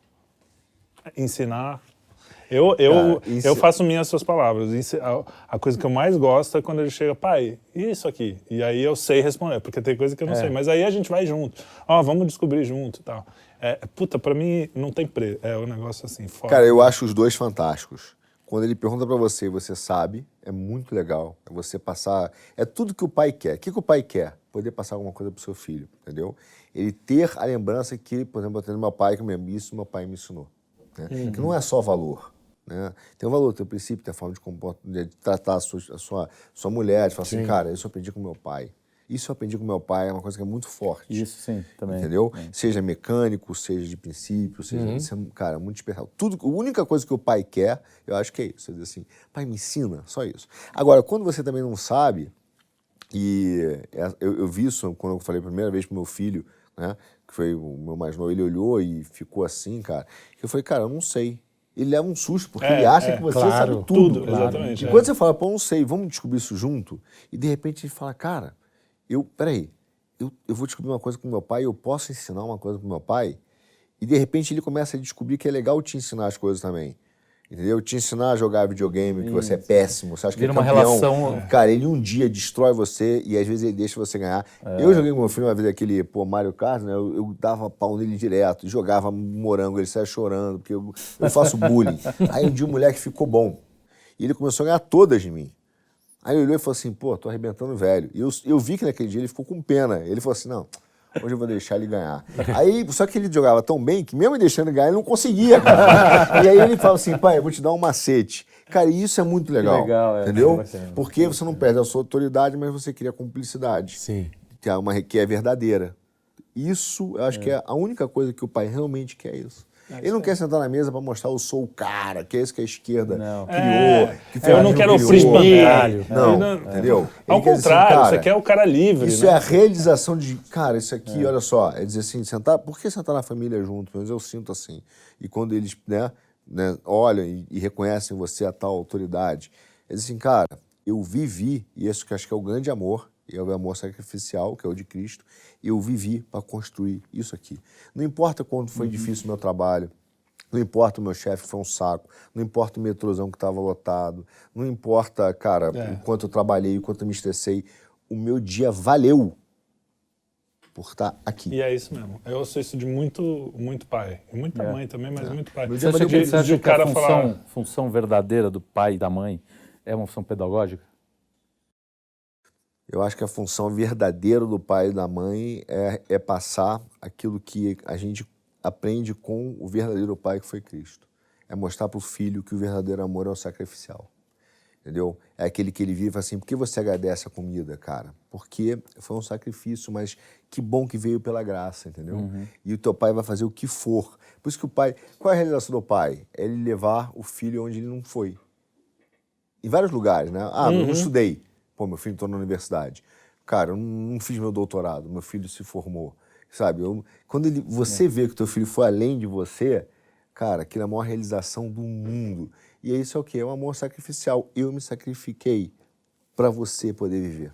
E você mostrar o mundo, né? Porque e até uma cena, você falou de levar para lugares que não foi, me veio a cena ao contrário. É querer levar para os lugares que foi e que foram muito bons para você. Também. E lugares mesmo, literalmente, às vezes, né? E quando você leva, não é a mesma coisa, porque há 20, 30 anos... Mas não importa. Aquela coisa... Mas a história está ali, você tá ali, conta a história para ele, né? Exatamente. Sim, quando meu pai me levou no Quisizana, história, eu levo o meu filho na Ilha das Palmas, que hoje já está decadente, tá? Mas ali tem história para boa. É um negócio interessante. Eu me lembro, você vê, a maior memória, tem várias, mas uma das grandes memórias que eu tenho do meu pai. Meu pai demorou muitos anos para conhecer Nova York, né? E você vê também como as coisas, psicologia não está tão errada, né? Eu acabei querendo ser sócio de uma empresa em Nova York, consegui lá e tal. Mas ele chegou um dia, cara, ele demorou muito para conhecer, Coroão, aí a gente foi... hoje em dia ele seria destruído pela esquerda, né? Mas a gente foi naqueles aviões de classe econômica e naquela época tinha a seção fumante e não fumante. Sim. E você ia no teu pai. E então meu pai fumava. Então a gente pegou um voo em Nova York com a família, sessão fumante, e era benção mentolado dentro do avião. Aquele... Você lembra? Você lembra? Pô, era eu viajei chaminé, assim. não, chaminé. E eu lá sentado, se você perguntasse, pô, você quer sair daqui? De jeito nenhum, eu tava feliz de não estar com ele. O dia que ele chegou, aí ele pegou, a gente tava no hotel, ele falou, assim, eu era novinho, né? Já ter 13 lá, ele falou assim, moleque, vamos lá embaixo, vamos descer. Aí a gente desceu, sentou-se naquela carrocinha de cachorro-quente que tem ali na esquina, na Quinta Avenida. Ele olhou e falou, dois hot dog.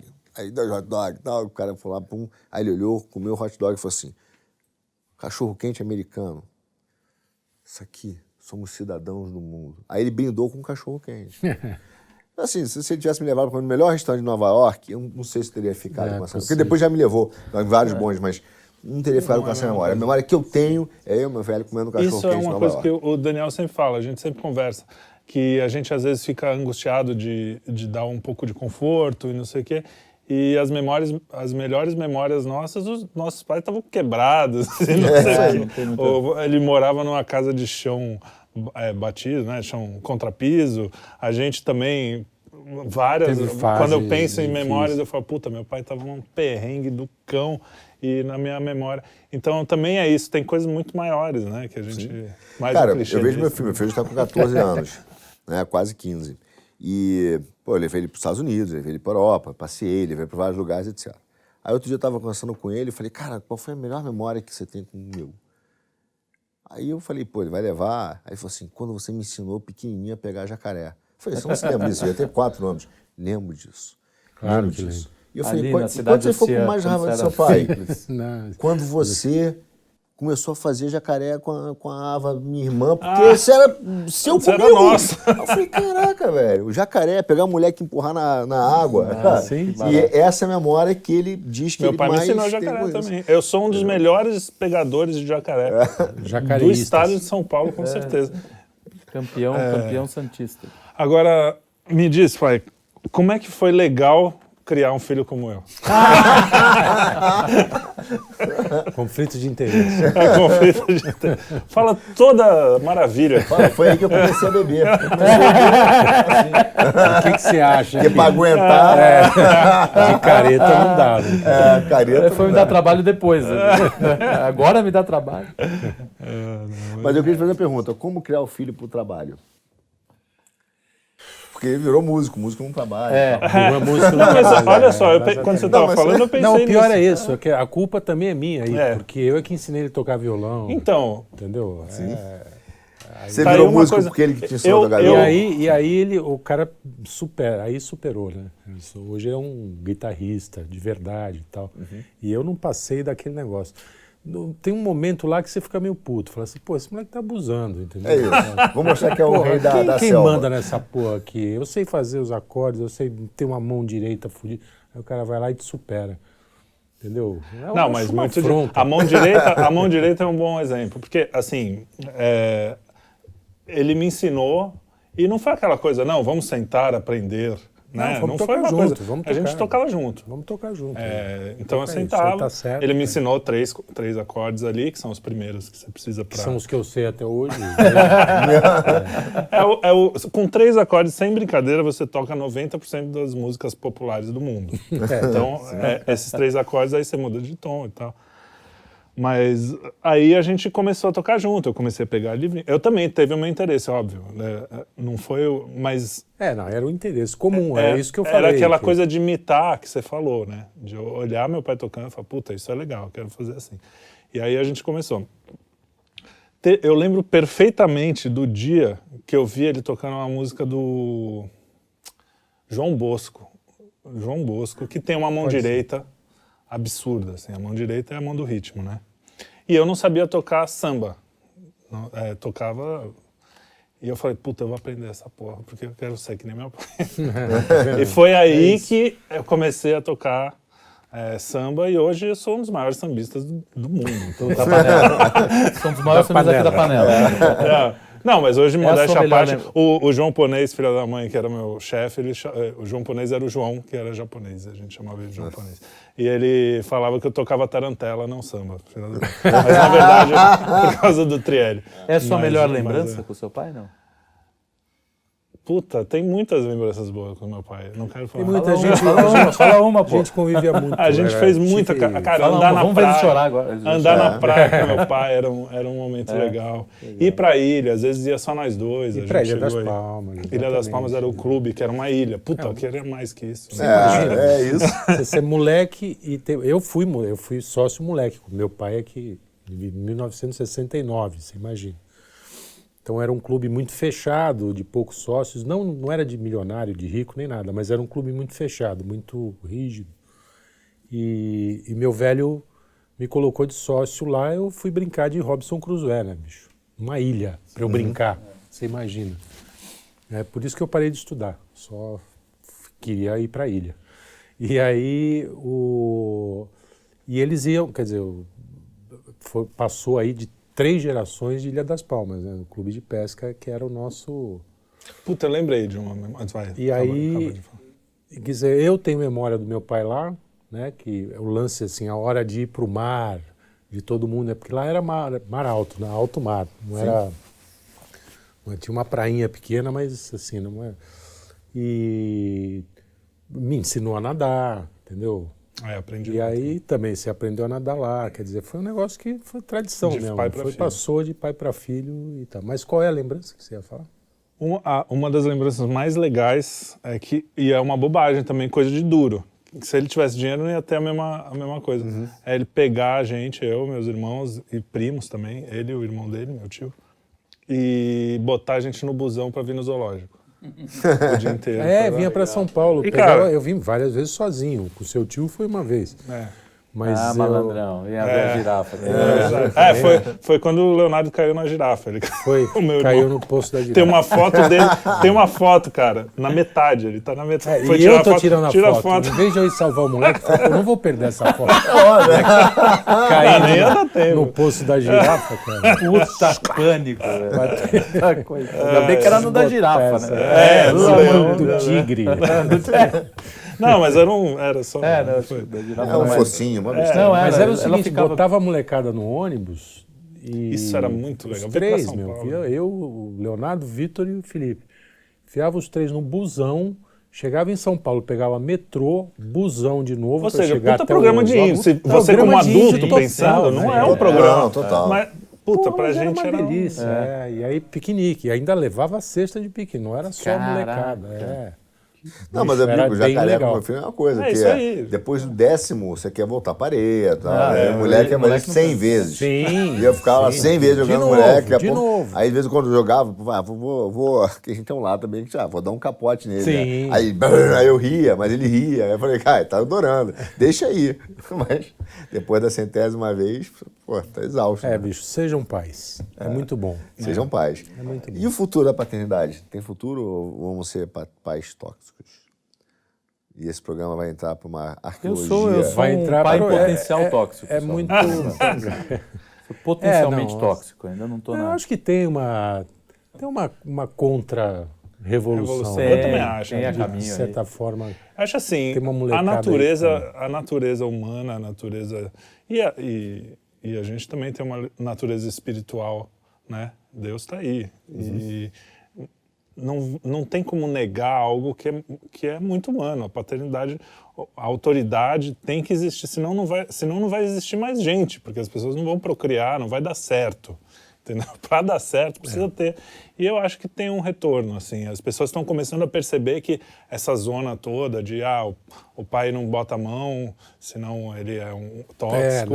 Eu acho que não está funcionando. Muita gente. Tanto é que nos anos 2000 baixos, assim, bem no começo, eu não sei se você lembra, aconteceu isso para a mãe. A mãe também estava numa fase meio assim, a mãe tem que ser amiga, aquelas coisas Isso. E de repente veio uma onda, não sei se você lembra, de mãe leoa. Lembra de uma coisa assim, a mãe tigresa, não sei. Sim, a mãe leoa. Veio até livros escritos. Então, assim, perceberam que alguma autoridade... A gente precisa... as crianças não vão se fazer sozinhas, né? Sim. Assim, não vão se fazer nem antes, nem na hora de fazer, nem na hora de criar. Então, eu acho que na verdade é isso que vai salvar a gente. São os núcleos que e curioso, só para completar, a minha geração mesmo já foi um pouco intoxicada com isso com os filhos. Sim. Eu vi boa parte dos colegas, do Felipe e tal, os caras deixarem correr solto. E eu, sou da geração hippie, né? Quer dizer, usei tanga do Gabeira. Mas eu tinha, por causa, talvez... Eu não era nascido, foi Olha, foi explica antes, muita coisa. Porque naquela época ele não tinha condição de fazer o treino mesmo. Ele voltou a sunga normal na época da sunga do short. Gabeira, ele não usava muito a parte da frente.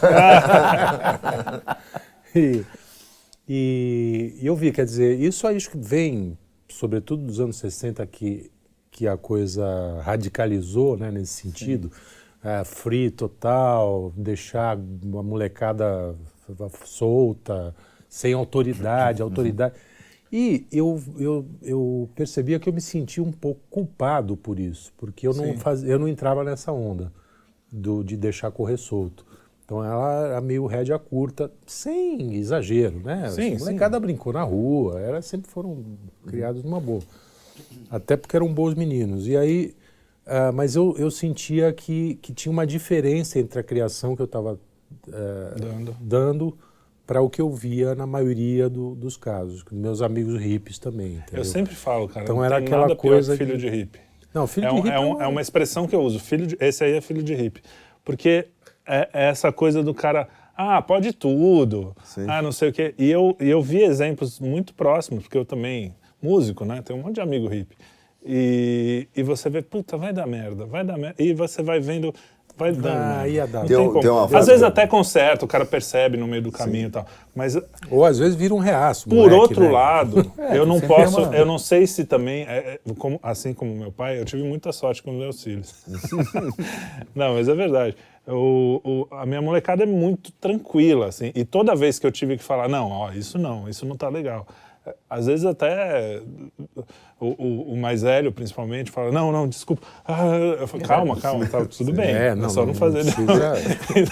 Porque é muito bom menino, né? Então, eu não sei se com um moleque espoleta pra cacete, sabe? Aquela coisa, não seria diferente. Mas eu acho que tem muito disso, porque é muita coincidência. Todos os caras que tiveram essa criação totalmente... não, deixa. Porque assim... Lá em casa, a gente pintava na parede, até a parede da Amazônia. Na minha casa, eu falo para as crianças, aqui vocês pulam no sofá, é um pouco mais liberado. Só que o limite era sempre o outro. Por exemplo, num restaurante, você não fica correndo entre as mesas. Teve um fato que eu lembro claramente, que até hoje eu fico com isso na cabeça, que os amigos do meu filho, todos, tinha uns 3 ou 4, estavam num restaurante, numa pizzaria, e todos tocando terror. E eu falei, não, você vai ficar aqui. Você vai ficar na mesa. Sim. E, cara, foi muito difícil. Eu confesso que não foi fácil. Porque, sacanagem, né? Os caras estão... Sim. Eu ficava puto com os outros pais, que não... Mas, enfim, tô aqui. Só que eu não sei se uma vez, duas que você faz isso já dá uma moldada, e aí por causa disso eles... Ou se eu tive sorte mesmo. Mas enfim, tem essa correlação entre o cara que deixa solto demais e a molecada que acaba fica dando merda. azucrinada. Normalmente assim. dá merda lá na frente. Eu vi uma frase que dizia que é engraçada, que ela assim, todo liberal é filho ou neto de hippie. Pode E é crer. verdade. É verdade. Mas você vê, tem um hippie na família. Mas você tem aquela frase que é engraçada, que você fala que te irrita é velho casando, né? Casando velho. Mas uma coisa que eu acho que... apaixonado. Velho apaixonado. Casar apaixonado. pode. Não pode ficar casar, apaixonado, cara. Mas Dançar no Sesc. Se dançou no Sesc, perdeu. Mas o que eu acho que a coisa mais ridícula da face da Terra é velho hippie, cara. Putz! Velho Cara, hippie, não velho dá. Porque hippie, você ser hippie novo, tudo bem. Tem até Agora, um- ficou velho, você fala, cara, Não, isso não é mais esteticamente não é legal, Esteticamente, né? é- Para começar, é, né? mas lembro ideias. Não é o só- Woodstock, lembra do Woodstock? Do Woody- Mas eu eu tive tive uma- mas como tudo na vida, tem coisas que vão começando a superar, né? O velho Faria Limer é Não, muito não é mais mais ridículo. ridículo. É mais ridículo. É muito Ah, não, mas mais aí o ridículo, Faria cara. Limer é ridículo. Velho- Então, mas velho- imagina o velho. Velho de patinete. Velho de Patinete, é. Cara, não dá, cara. É, de velho que colete. quer parecer jovem. Não, eu é uma me das lembro coisas quando mais eu- ridículas. De colete de levei- corretora.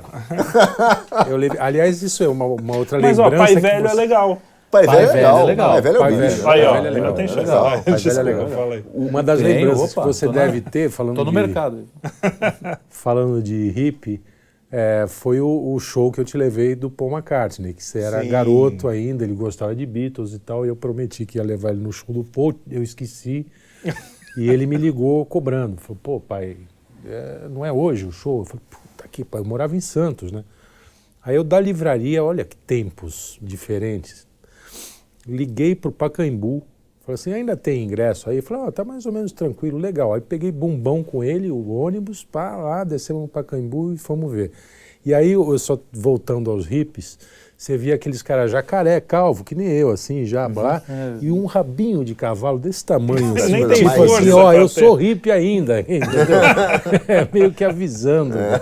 Negócio Coisa meio bizarra, ridículo, é bizarro. bem bizarro. Mas você sabe, Luiz, que eu não vou generalizar, né, nem tornar uma afirmação absoluta.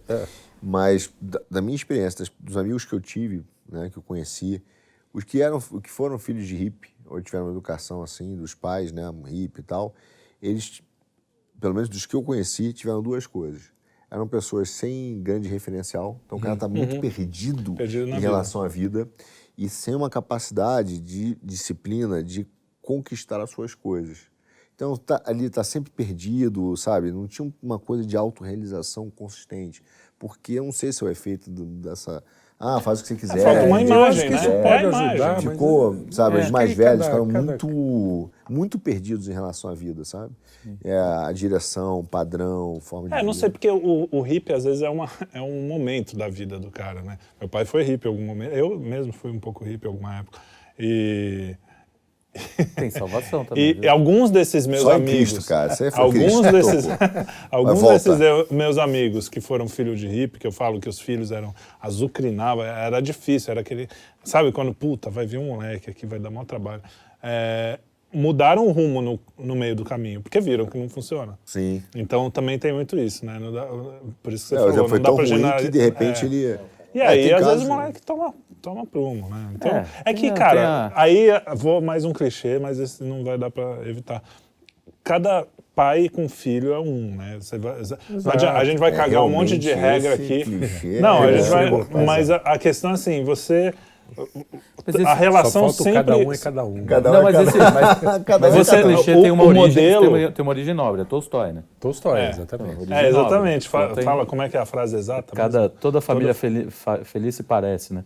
Cada família infeliz é infeliz, É à infeliz sua à maneira. sua Não, mas é totalmente diferente do clichê de cada um é cada um, Não, né? mas ele Cada vai uma ser- requintada. É que aquilo é o Tolstói, isso aí pô. é o mesmo clichê, a mesma lógica, mas Só que- na boca do Felipe. Agora pede pro Tolstói tocar um samba.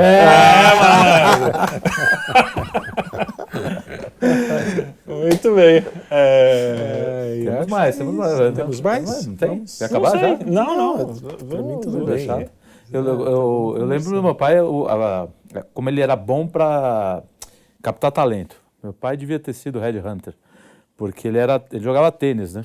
E eu sempre pegava as raquetes de tênis dele e ficava tocando fazendo guitarra. Air guitar. Então botava air guitar. Não era tão air, né? Porque não era tão Não é à air. toa que apanhava, né? O cara, pô, Apanhava de acabava risco. com a corda da Botava disco raquete. e ficava o dia inteiro praticamente tocando. E eu gostava de rock and roll. O meu pai também teve, coitado, ele sofreu, porque toda coisa que ele me apresentava, depois ele se arrependia, porque eu ficava bitolado naquilo. Né? Então acho que o Kiss, uma vez, ele falou, você gosta, vou te dar um disco. Aí eu queria todos, né? Ficava rasgando aquilo. E aí ele, viu aquilo e falou, cara, tem uma fera em casa. Foi lá e me matriculou no tênis. Gênio. Um gênio, assim. Realmente... Brilhante, assim. O mundo É um ganhou, feeling, né? O mundo ganhou um dos tenistas mais medíocres da história e perdeu um gênio na guitarra, porque eu ainda tocava trocado. Era canhoto. Era canhoto ainda, Jimi Hendrix. Cara, eu tinha certeza que a gente botava a escola de violão e tal. Nada. Botou A única no vez tênis, que eu comentei... O cara olhou assim... E é engraçado mesmo, tênis. né? É coisa meio daquele tempo, enfim, não sei que... Era do meu pai, não era daquele tempo, não. Falei assim, eu quero aprender guitarra. Não, primeiro você tem que aprender violão. Aquelas ideias. Mas isso mata, cara. foi um dos mitos clássicos. Que primeiro tinha que tocar violão para depois tocar guitarra. Eu também achava Cara, isso. a minha família materna, o meu avô, era craque nesse tipo de coisa. Não acertava. Umas cagação de... Eu digo de falar, primeiro é violão. Sim. Essas regras que são totalmente algumas ele arbitrárias. criava. Tanto que meu pai morreu achando que eu ia ser advogado. Não tem nada menos direito do que eu. O meu velho tem uma legal também do basquete, porque eu era muito alto. Com 12 anos eu já era desse tamanho. Então eu era mais alto da turma, tal, da molecada. Bom, logo é um puta jogador de basquete. Óbvio. Não precisa de mais nada. E, cara, eu tenho problema com bola até hoje. Assim, para brincar com meu neto, eu fujo um pouco. Falo, não, vamos jogar dominó. Não, você tem problema andando já. Andando, né? Sem bola, Eu você já acho tem problema. que o meu pé é menor do que ele é. Pô, mas você você sabe que bom as bolas. Né? Isso é coisa Desculpa, isso é coisa de gente alta, sabia? Porque o corpo cresce mais rápido, a cabeça não cresce junto com o corpo. Você Sei fica lá. meio Eu sei, desengonçado. Essa tese é a mesma motora, tese muita do gente alta primeiro que não violão, tinha depois esse guitarra.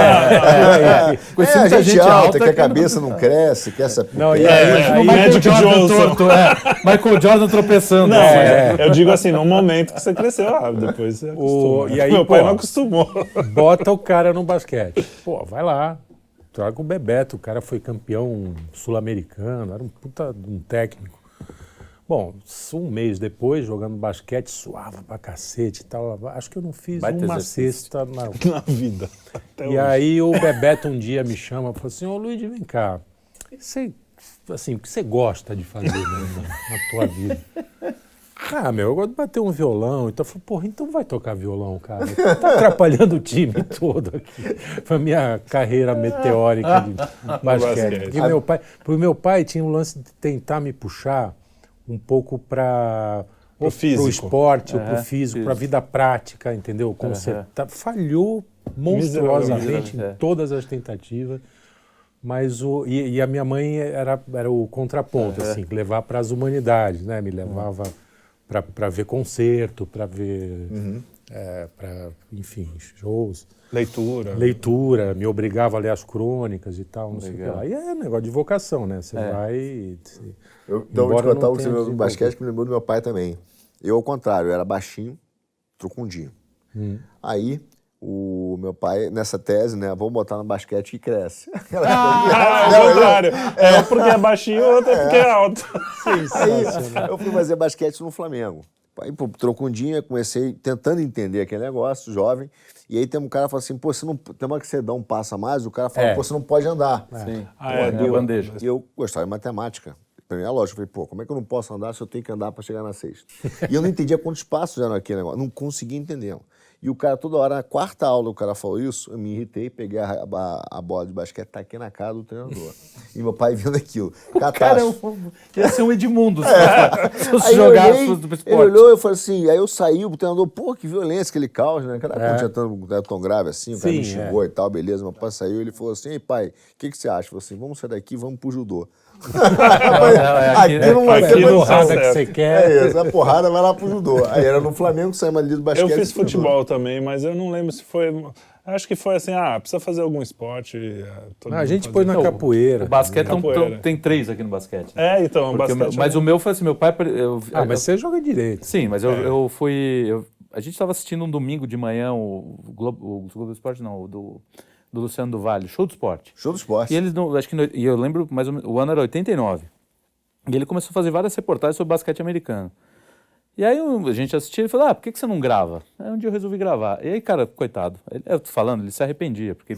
Aí eu fiquei bitolado, cara. Aí eu fui jogar no Sírio, aí jogava na escola. Mas você vê que eu gosto de ver basquete, a gente vê basquete. Sim, eu gosto adoro ver basquete. Não, eu fui assim, eu cheguei... muito. Tentei ser federado, fui federado um tempinho, depois fiquei jogando pela escola, depois então você foi longe. Fui, não, eu cheguei um pouquinho, mas assim, mesmo assim, né? Não era a minha vocação, cara. Eu não tinha tamanho para aquilo, entendeu? E nem disciplina, porque eu sempre fui muito disciplinado, né? O lance sempre do esporte é disciplina. O problema era esse. Então eu gostava da farra. Gostava de antes e depois do treino eu adorava.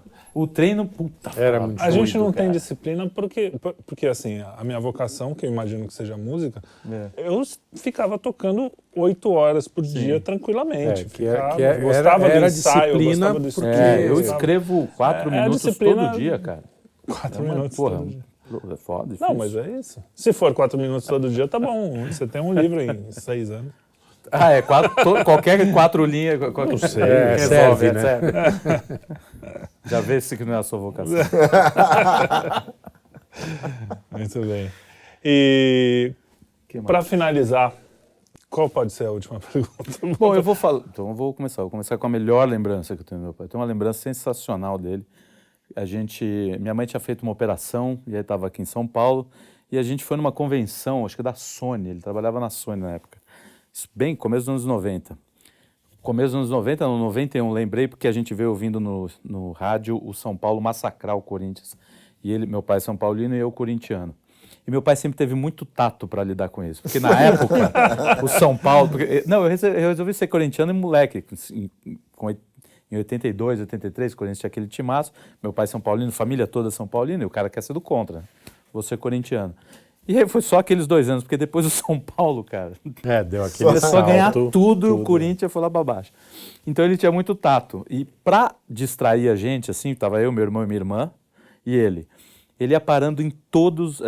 era no interior a convenção. E aí a gente estava voltando na estrada, ele ia parando em todas as pessoas que estavam vendendo fruta e ficava inventando uma história para tentar conseguir fruta barata.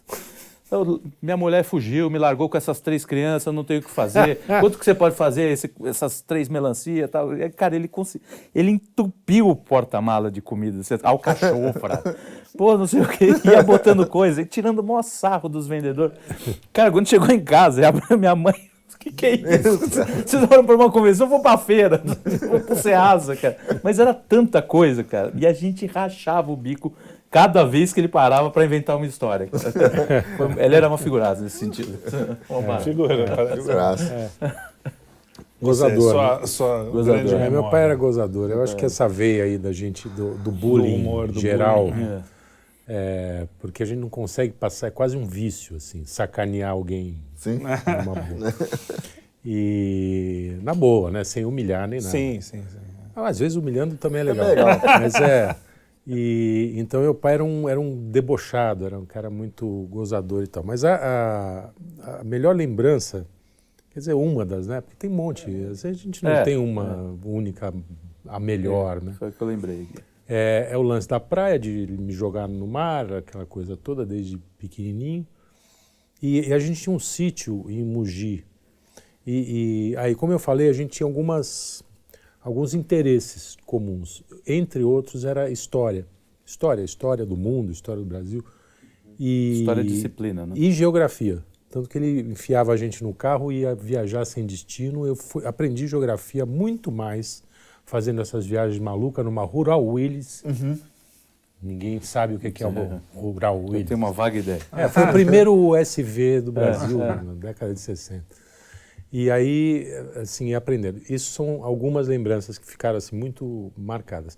Mas uma delas é que ele gostava, ele me chamava, não sei porque não chamava o meu irmão. Talvez porque o meu irmão já estivesse trabalhando, alguma coisa assim.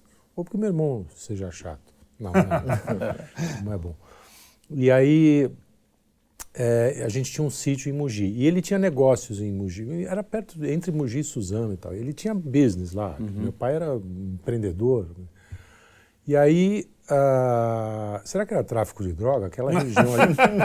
Bom, se for, ele se deu bem. Acho que não, porque nunca teve uma cabeça na porta. Mas ele era bom, né? E aí ele me levava para... Assim, simplesmente pela companhia, para ficar comigo e ficar falando, conversando. Aliás, ele fez isso com vocês fez isso também. Uma vez comigo e eu lembro até hoje, a gente parar para comprar aquele Toblerone. Olha então, só, e aí a gente, antes de chegar no sítio, tinha uma vendinha mesmo do interior. E aí, isso era um ritual. Comprava assim o presuntão com capa de gordura, queijo, um filão de pão, que naquela época era acho que hoje em dia nem tem filão. Não tem mais, né? Filão, tem baguete. Que é mais... comprava um filão de pão e a gente ia para o sítio, era o nosso rango ali, era o nosso converscote, fazer aquele rango e tal. E aí ele ia para a cidade trabalhar lá, fazer os business dele e me deixava no sítio brincando. Cara, aquilo para mim era um sonho, era um negócio... É a coisa mais simples do mundo. E o nosso sítio não era uma fazenda, nada disso. Era um sítiozinho mesmo, pequeno, no meio do mato, não tinha nada. Hoje em dia é periferia da região. Enfim, essa eu acho que é uma das lembranças mais... Curioso que hoje eu estava pensando, né? Eu falei, será que tem tanta coisa? Porque meu pai trabalhava muito. E aí eu cheguei à conclusão que o meu pai dedicava muito tempo para mim. Muito mais tempo do que eu imaginava, entendeu? Porque eu fui puxando de memória. Aí também vai ter que pagar a terapia para nós. Né? Isso aí, já deu, senão eu vou... Bom, meu pai tá aí, né? Vocês já viram. Lembrança.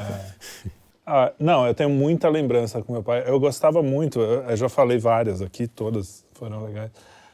Eu gostava muito de quando eu ia na livraria, meu pai tinha uma livraria. Aliás, eu tinha algumas coisas que eu acho que essa hora de bar que a gente tem, que a gente sempre fala, né, dos conservadores, que às vezes parece que falta hora de bar, né? É isso aí.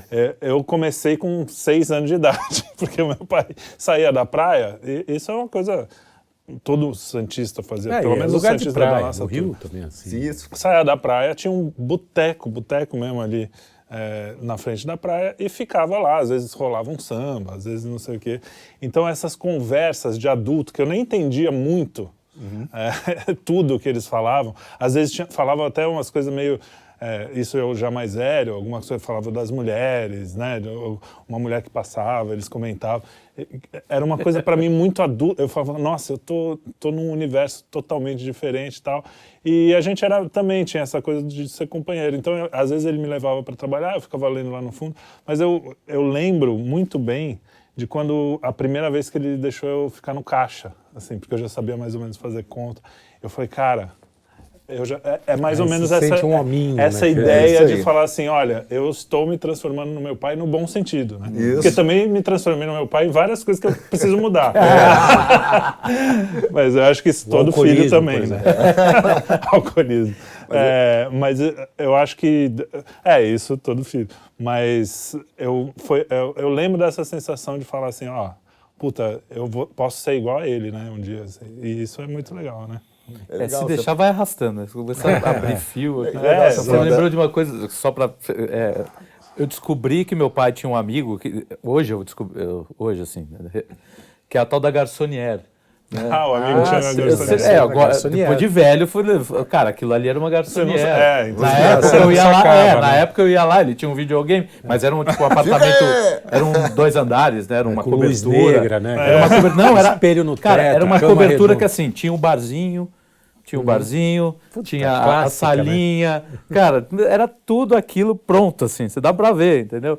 E aí eles ficavam lá tomando umas, conversando e largavam a gente no videogame. E eu gostava de ficar lá ouvindo o papo dos velhos, né? Então, e às vezes meu pai falava assim, não, desce, que agora vamos falar, provavelmente ele vai contar o que ele tá fazendo aqui.